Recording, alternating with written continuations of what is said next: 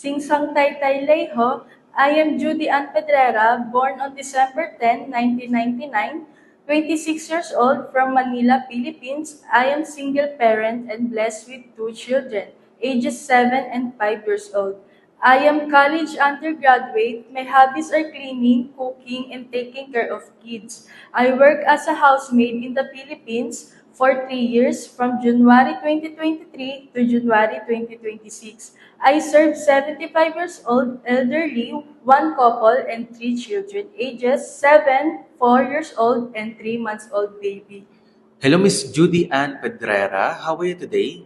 I am good and thank you, sir. Okay, may we know your main duties from your previous employer? My main duties is taking care of the whole family, providing the service that they needed, especially when it comes to their children and elderly family members. Alright, so since this is your first time to work abroad, how will you overcome homesickness? Sir, Madam, I can overcome homesick by keeping myself busy to work and tasks given. Okay, so what if you damage something from your employer's house? What will you do? Sir, Madam, I will say sorry and I will promise to be careful next time. What if the mother of your employer cannot speak in English? How will you communicate with her? Sir, Madam, I will use sign language and I will study on how to understand and to speak their language. Alright, what is the most important thing in taking care of children? To prepare their food on time, check if their clothes is wet, and always keep them safe. What if the employer's children are very naughty in the house? Will you beat them?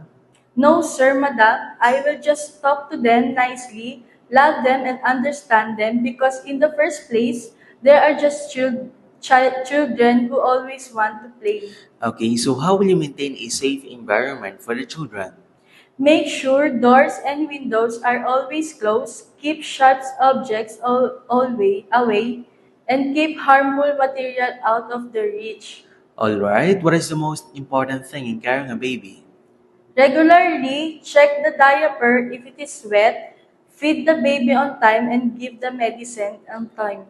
How will you arrange your duties if only you and the baby left in the house? Attend the baby first, bath the baby, feed the baby, and once the baby is sleeping, that is the time that I can do my household chores. Okay, so can you sing a lullaby to the baby for him to feel asleep? If yes, Yes, can you give us example? yes, sir. Like Twinkle, Twinkle, Little Star. Twinkle, twinkle, little star, how I wonder what you are. Up above the world so high, like a diamond in the sky. Twinkle, twinkle, little star. Alright, very good. So what are the assurance of your employer that they won't regret if they will choose you?